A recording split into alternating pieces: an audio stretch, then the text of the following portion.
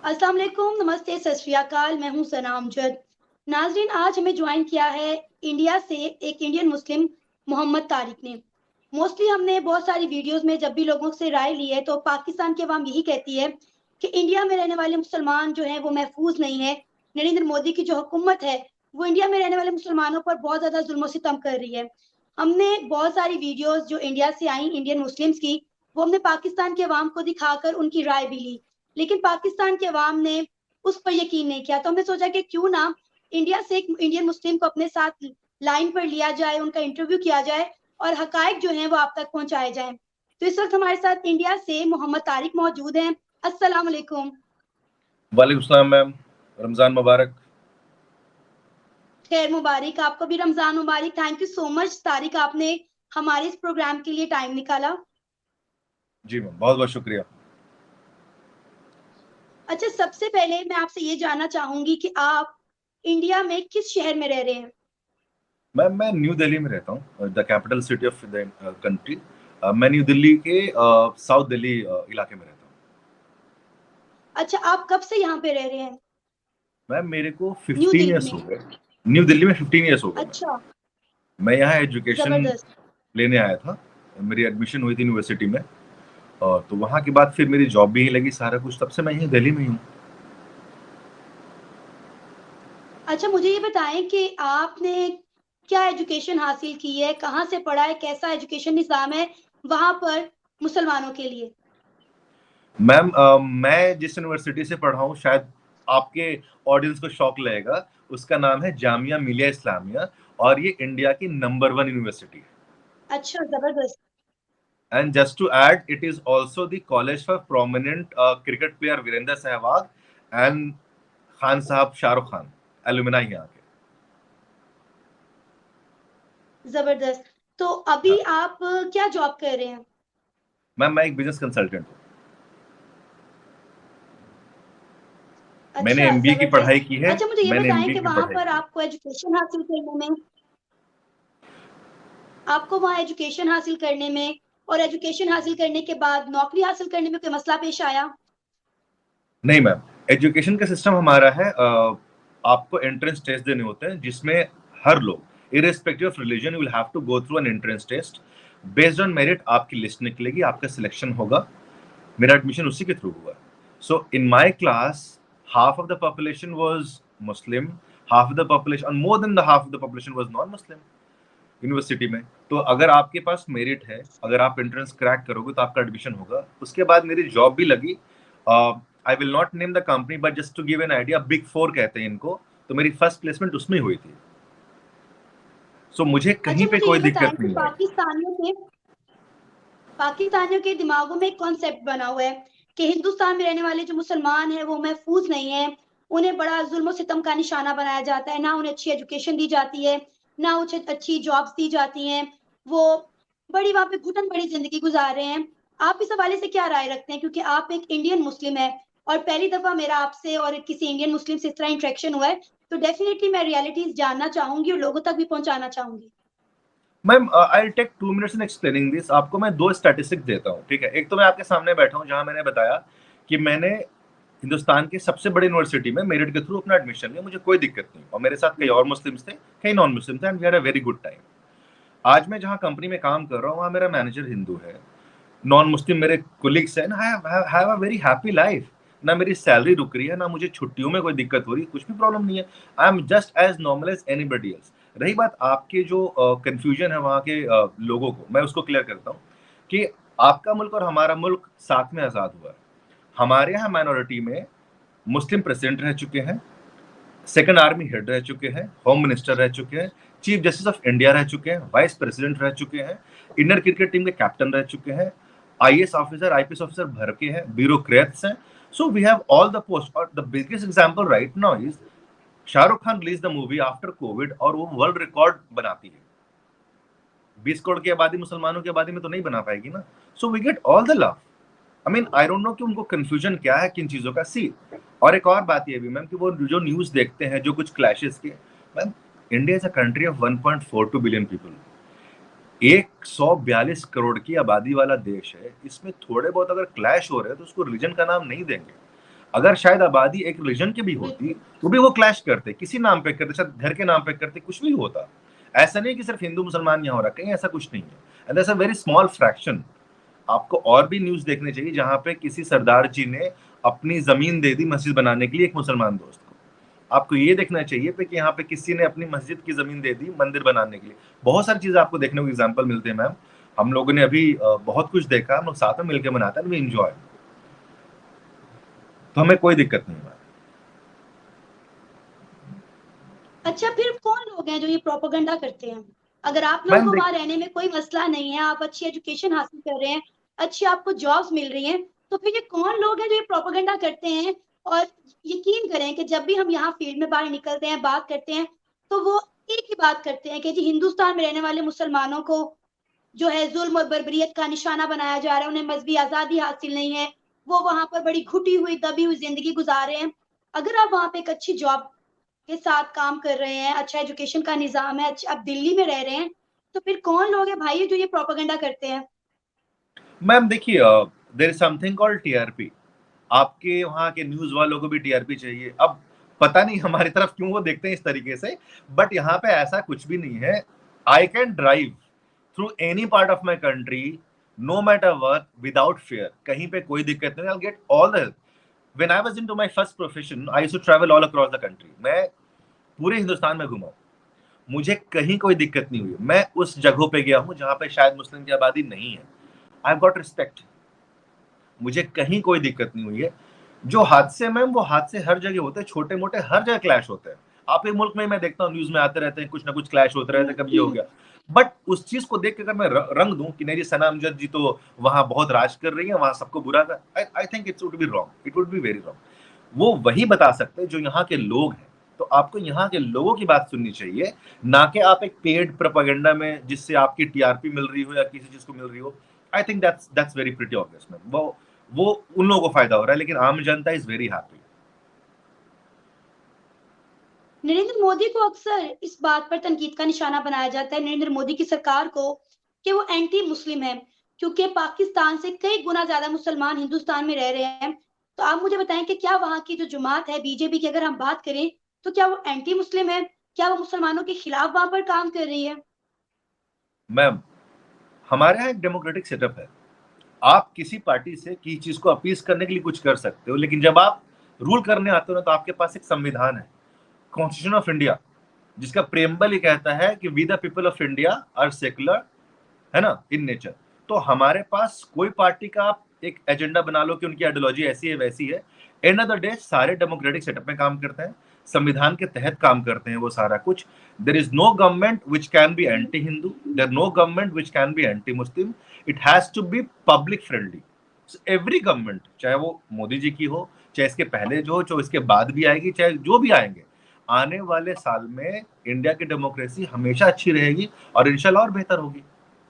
ये कहीं भी मैं इसको कभी भी नहीं कह सकता हूं, और ना आपसे कोई भी कहेगा, चाहे आप उसे जारी तौर पे बात करके देखोगे, वो एक ही बात कहेगा, what ever that the country runs is runs on the constitution. ये है अच्छा, मोहम्मद तारिक, वहां पे मजहबी आजादी आपको कितनी हासिल है? एवरीथिंग। मैम क्या हमारे आप पर्सनल लॉ है। वहां पर नमाज अदा कर सकते हैं? मस्जिदों में अजान होती है? क्यों नहीं होगी मैम, बिल्कुल होती है। आप शायद मुझे मगरिब की शायद कॉल करें, मैं आपको दिखाता हूँ मस्जिद में अजान। इनफैक्ट मैं आपको फोटो शेयर करूंगा, आप मेरी प्रोफाइल में जाना, ठीक है। तो मैं तो मजहबी आजादी क्या मैम, देखिए मजहबी आजादी ऐसी है कि आपको सुनकर थोड़ा सा मुझसे जलन महसूस होगी। जब हमारे सर सजदे में होते हैं ना, नमाज की, ईद की या बड़ी नमाज जब होती है, तो बाहर सिक्योरिटी में खड़ा हुआ कोई सरदार या हिंदू होता है, मुसलमान नहीं होता है। और हम इतना ट्रस्ट करते हैं कि हमें कुछ नहीं होगा। शायद आपके मुल्क को ये किस्मत में, ये किस्मत शायद हासिल नहीं है। आपके लिए शायद दो जमात होती होगी, भाई कुछ लोग सिक्योरिटी में रहे, कुछ लोग नमाज पढ़ ले। हमारे यहाँ कहते हैं आप नमाज पढ़ो, हम है बाहर खड़े। So this is the beauty of the country, right, कि भाई आप नमाज पढ़ो, जबरदस्त, जबरदस्त। हम है बाहर खड़े हुए सर, हम है बाहर खड़े हुए, और कोई कुछ नहीं करता है। We don't have a record of having bomb blast in मस्जिद, sorry we don't have, fortunately we don't have. हम पूरी रात में आराम से सोते हैं, रमजान में दुकानें खुली होती हैं और पुलिस वाले खड़े होते हैं, बोलते हैं भाई साहब आराम से एंजॉय करो, don't worry, we are there for you. So I don't know कौन सा सर्कुलेट वीडियो आपके पास आते हैं, हमारे पास अच्छा, पता नहीं आप क्यों आते मुझे ये हैं। बताएं कि अगर, अच्छा अभी वहां पे रमजान गुजर रहा है, तो मुझे बताएं कि आप लोगों का रमजान कैसा चल रहा है, वहां पे आप रोजे रख रहे हैं? मैम रमजान में खूबसूरती पुरानी दिल्ली, दिल्ली की बात बताऊं, पुरानी दिल्ली, जामिया नगर, जो मुस्लिम इलाके, उसकी रौनक ना 10 गुना बढ़ जाती है। जैसे कल भी थे, तो कल मेरे जॉब में से 2 घंटे कट करके मेरे मैनेजर और डायरेक्टर ने कहा अच्छा। कि I am coming to your area, मेरे को ना इफ्तार कराना। तो वो आए मेरे पास, उन्होंने नहारी खाई, उन्होंने बिरयानी खाई, उन्होंने टेस्ट किया खाना सारा कुछ, तो रात में हमारे साथ थे वो। सो वी एंजॉय, हमारी रौनक बढ़ जाती है। आप कभी यूट्यूब पर डाल के वीडियो देखना, या फिर मैं आपको लिंक शेयर कर दूंगा। बहुत खूबसूरत माहौल होता है हमारे रमजान का, बहुत खूबसूरत माहौल होता है। तो अभी तो शॉपिंग वॉपिंग चल रही है हमारी खूब अच्छी खासी। तो हम लोग भी अच्छा, जाते मुझे ही ये हैं। बताएं कि अगर हम बात करें बकरा ईद की, जिसे हम ईद उल अजहा भी कहते हैं, कहा जाता है कि वहां पे आपको कुर्बानी करने की आजादी नहीं है। अगर आप लोग वहां पे कुर्बानी करना चाहें तो वहां पे काफी माहौल खराब हो जाता है। इस हवाले से आप क्या कहेंगे? मैम ऐसा कुछ नहीं पता, देखिए मैम, हमारे यहाँ कानून है, ठीक है, हमारे यहाँ कानून है कि फलाने जानवर आप नहीं कर सकते, जो कि ऑब्वियसली मैम अच्छा। इंडिया एक डेमोक्रेटिक सेटअप है। और इस 142 करोड़ की आबादी में हर मजाहिब है जो पूरी दुनिया में है, हिंदू है, मुस्लिम है, सिख है, जैन है, बुद्धिस्ट है, क्रिश्चियंस है, जॉर्जिस्टन्स है, पारसीज है, हमें सबके सेंटिमेंट को लेके चलना है। और अगर बिल्कुल उस ऐसा ही है। सेंटिमेंट के अंदर कुछ आता है तो है। जैसे हमारे एरिया में शराब बेचना मना है, तो कई एरिया में आप कुछ जानवर जो है, जैसे काऊ है, वो इस्लामी एतबार से तो अलाउ है, लेकिन जरूरी नहीं है। देखिए कंफ्यूजन यहाँ पे है कि वो इस्लाम में एक ऑप्शनल है जो आप खा सकते हैं, लेकिन जरूरी नहीं है कि आप नहीं खाओगे तो मुसलमान नहीं। So we don't have, because हमारे जो ब्रदर है हिंदूज, उनकी सैक्रेड एनिमल है, तो वो हमारे यहाँ बैन है। बाकी आप कुर्बानी आराम से करो, जरूर है कि अपने घर के अंदर करेंगे, आप साफ सफाई से करेंगे, कुछ गंदगी ना छोड़े, वो सारे प्रोटोकॉल के तहत करते हैं आराम से। You eat beef here, that is buffalo, we have allowed, buffalo allowed है हमारे यहाँ। Except cow, any animal that is legitimate हमारे अलाउड है। जंगली जानवर नहीं कर सकते आप जी, हमारे यहाँ वाइल्ड लाइफ का लॉ है वो। अच्छा, सो अगर हम what ever overall animal is India allowed. की बात करें तो वहां मेजोरिटी किन की है? इंडियंस की है, हिंदुओं की है, या फिर मुसलमानों की है? Ma'am out of 142 crore population में 78 to 80% इज हिंदूज, ओके। और उसके बाद आपके 17 to 18% आपके मुस्लिम्स हैं। So which account for almost 25 to 30 crore मुसलमान यहाँ पे होंगे। उसके बाद आते हैं Sikh, then Christian, then other religion, Buddhist and all 1% include करते हैं। So the two majority religion अगर आप कहेंगे आप, तो हिंदूज एंड मुस्लिम्स हैं। अच्छा, अगर हम गुर्बत की बात करें तो आपको क्या लगता है कि इंडिया में कितनी गुर्बत है? पाकिस्तान में ज्यादा गुर्बत है या फिर इंडिया में ज्यादा गुर्बत है? मैम सी परसेंटेज वाइज बताना आसान होगा बनिस्बत की आबादी से, लेकिन इंडिया की जो पॉवर्टी है वो पिछले 10 सालों में बहुत घटी है। क्योंकि जब इंदिरा गांधी के टाइम, अगर आप देखोगे, विच वाज 1970s में, तो उस समय नारा था गरीबी हटाओ, गरीब मतलब वो नारा था। लेकिन अब वो चेंज हो गया है, अब हम बेसिक कम्युनिटी से ऊपर आ चुके हैं। हमारे यहाँ गरीबों को घर दिया जा रहा है, which includes all the religion. उनको एक छोटा सा घर बना के, जो बेघर लोग हैं उनको दिया जा रहा है। फ्री राशन हमारे यहाँ अच्छे खासे लोगों को दिया जा रहा है पोस्ट कोविड, जो 3 साल से कंटिन्यू है। यानी कि आपको महीने का राशन आपको फ्री मिलेगा, including the edible oils. I am not just saying the chawal and all, including edible oil, rice, चीनी, सारे मुफ्त मिल रहे हैं आपको। वी हैव आयुष्मान एक स्कीम है हेल्थ का, जो गरीबों के लिए फ्री इलाज का सारा कुछ करता है। तो पॉवर्टी पिछले दशक में घटी है, लेकिन अगर आप परसेंटेज मुझे पूछोगे तो जो डेटा कहती है दैट इज 22%। जो पॉवर्टी इंडिया की वो अभी ये है, विच वाज 42 कुछ कुछ डिकेड्स पहले। सो विच इज 22 राइट नाउ, 22-21% अभी होगा। पाकिस्तान के हवाले से मैम हम लोग न्यूज देखते हैं, उनके भी हालत बुरे हैं। मैं देख रहा हूँ वहां पे पेट्रोल के प्राइस बहुत ज्यादा बढ़े हुए हैं। लकीली हमारे यहाँ 2 साल से पेट्रोल के प्राइस बढ़े नहीं है, वो रुके हुए हैं, हमारे यहाँ नहीं बढ़े। हमारे जबकि रशिया वॉर भी हो गया, कुछ भी हो गया, हमारे जैसे अभी सऊदी ने प्रोडक्शन रोकी है, हमारे यहाँ पेट्रोल प्राइस नहीं बढ़े हैं मैम, ये कुछ भी नहीं है। तो उनको जाके बोले जो कहते हैं कि भाई इंडियन मुस्लिम सही से नहीं रहे, तो हमें आधार कार्ड या कोई आईडेंटिटी कार्ड देके पेट्रोल नहीं देते कि 150 रुपए आपका है, ऐसा कुछ नहीं है। So we have a very ये चीज, ना हमें लोन मिलने में दिक्कत यानी कि होती है, ना आपकी हमें जॉब सारी में। बातों का, आपके सारे मेरे सारे सवाल, यानी कि मैंने जितने भी आपसे सवाल किए उसके अकॉर्डिंगली आप बहुत अच्छी जिंदगी गुजार रहे हैं हिंदुस्तान में रहते मैम हुए। बहुत अच्छी, आपको वहां पे मतलब रहते हुए किसी तरह की कोई तंगी नहीं है, कोई मसला नहीं है? नहीं कोई मसला मैम। देखिए तंगी अगर होगी तो मेरे हरकतों से होगी, अगर मैं ना कमाऊं तो होगी, लेकिन अगर मैं मेहनत कर रहा हूँ, मैं मेरिट में हूँ, so I get that, no issues. अगर आप मेहनत कर रहे हो, मेहनत करशो, तो आप पैसे कमाओगे, आप जॉब करोगे, आपको इंटरव्यू में लोग सिलेक्ट करेंगे। लेकिन महज इस वजह से कोई इंटरव्यू सिलेक्ट ना करे आपको कि आप मुसलमान हो। मैं I am sitting right in front of you, my company has director who is non Muslim, my colleagues are non Muslim, I was selected over somebody because I was good according to them. तो ऐसा कुछ भी नहीं है। बहुत सारे job offers आते हैं, ईमेल्स वगैरह पे सारे ऑफर्स आते हैं हमारे पास। मैम यहाँ पे अच्छा तारिक, मैं आपको कभी एक और ऐसा हुआ है, तारिक जी कभी ऐसा हुआ है कि आपको हिंदुस्तान में रहते हुए और मुसलमान होते हुए किसी बहुत मुश्किल और सख्त सूरत हाल का सामना करना पड़ा हो? क्या ma'am, can you repeat the question? One link चला गया था, बताएं क्या कह रहे थे, आपका आवाज इट्स ब्रेक। ओके। मेरा सवाल ये कि क्या कभी ऐसा हुआ है कि एज अ मुस्लिम आपको हिंदुस्तान में रहते हुए किसी बहुत बुरी सिचुएशन का सामना करना पड़ा हो, एज अ मुस्लिम किसी मुश्किल का सामना करना पड़ा हो, कोई ऐसा वाक्य जो आप हमारे साथ शेयर करना चाहें? Ma'am I don't think so कि मुस्लिम होते हुए किसी सिचुएशन का सामना करना पड़ा हो। अगर हमें लगता है कि हमें कुछ है तो हमारे पास आवाज उठाने की आज़ादी है, कोर्ट है, प्रोटेस्ट करते हैं हम लोग अगर हमें कुछ लगता है तो, जैसे आमतौर पर सब कोई करते हैं। और हमारे प्रोटेस्ट में अगर जायज़ है तो सारे लोग होते हैं, नॉन नहीं कि सिर्फ मुसलमान हो और कुछ भी हो, हम तो साथ में होते हैं सारे कोई। सो हमारा मैम हमारा रिलीजन बेस कभी भी नहीं है। मैं आपको बता दूं कि आप जब हमारा संविधान पढ़ोगे ना, वहां पर रिलीजन वर्ड कहीं पे लिखा ही हुआ नहीं है। There is no religion word mentioned. लेकिन और कंट्री जो ममालिक हैं, जो और मुल्क हैं जो रिलीजन को आगे लेके चलते हैं, आप मैं आपसे अगर बात करूं किसी पाकिस्तानी से, तो मुझे हमदर्दी इस बात से दिखाएगा कि मैं मुसलमान हूं। मैं हमदर्दी आपसे इससे दिखाऊं कि आप एक इंसान हो।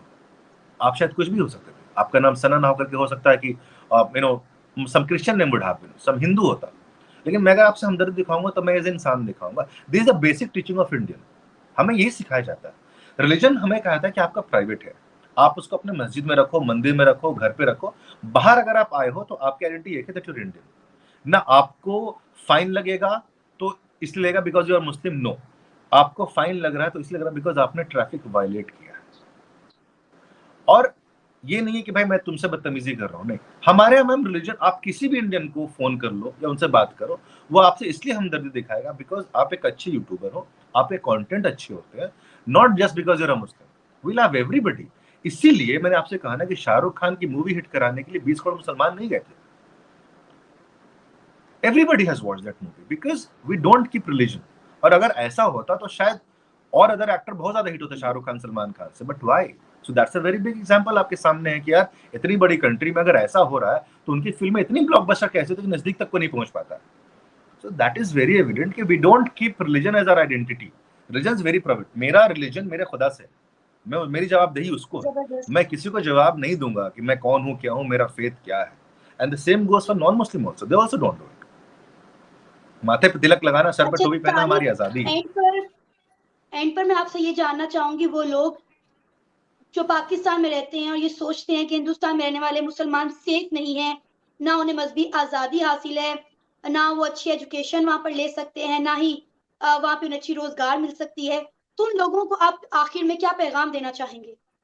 मैं एक फैक्ट कहूंगा और एक मैसेज कहूंगा। फैक्ट ये है कि भाई इंडियन मुसलमान ने पाकिस्तानी सिटीजनशिप नहीं ली है, उसके डेटा उठा के देख लीजिए।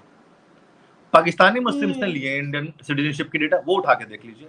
और आप इंटरनेशनल एयरपोर्ट पे जाओ, मैं इंडियन मुस्लिम हूं और आप पाकिस्तानी हो, आप कंपेयर कर लो कि आपको किस तरीके से क्या क्या किया गया। मैम ऐसा कुछ भी नहीं है, आप जाओ, ठीक है। आपके सबा कमर का ही आवाज है, मैं नहीं कह रहा हूं। आपके सबा कमर ने कहा था कि मेरे साथ क्रू इंडियन था, वो आराम से निकल गया, मुझे रोक दिया गया था। So look at the condition what you are going through brother. आप एक काम करो, आप रिसर्च करो। मैं रिक्वेस्ट करूंगा, आई होप आई प्रे कि कभी ऐसा हो कि वीजा आप लोग को मिले, आप घूमो आकर के, आप कंडीशंस देखो हमारी। पता नहीं आप सिटीजनशिप लेने में मजबूर हो जाओगे आप फिर शायद। जो न्यूज आती है मैम, उनसे वो छोटी चीजें होती हैं। और आपको भी मालूम है कि जब इतनी बड़ी आबादी होगी ना, तो वो कहते हैं ना किचन में एक साथ बर्तन होते तो आवाज होगी। थोड़ी बहुत हर जगह होती है। मेरा देश बहुत खुश है, मैं बहुत खुश हूं कि मेरे दादाओं परदादाओं ने एक अच्छा डिसीजन लिया, हमें अच्छे एजुकेशन हासिल हुए, हम बहुत अच्छे माशरे में हैं जहाँ पे हमें दूसरों को देख के भी सीखने को मिलता है। We are a very multi culture ma'am, हमारी तो बहुत पुरानी कल्चर है। सो वही है, हम सबसे झुक के प्यार से बात करते हैं। That's what the Indian teachers. बाकी का मुझे पता नहीं मैम, हमारे कंट्री में ऐसा कुछ भी नहीं है। जो भी है that's all because of the news. तो आप उन पे बिल्कुल ध्यान ना दें। मैं गुजारिश करूंगा कि आपको वीजा तो कम से कम सरकार दे, because you doing a very good work. So will meet somewhere and will let you know कि कैसा दिखता है यहाँ का माहौल। इंशाल्लाह इंशाल्लाह मेरी भी बड़ी ख्वाहिश है कि मैं जिंदगी में एक बार तो इंडिया विजिट करने लाजमी आऊं, जिस तरह मैं यहाँ के लोगों से रिएक्शन लेती हूँ। हाँ मैम, इंडिया बिल्कुल के लोगों बिल्कुल, से आपको बहुत लोग बातचीत पसंद की करेंगे। जाए, इंडिया दिखाया जाए पाकिस्तान को और इंडिया के लोगों को, और उनका आपस में प्यार मोहब्बत और रहन सहन दिखाया जाए।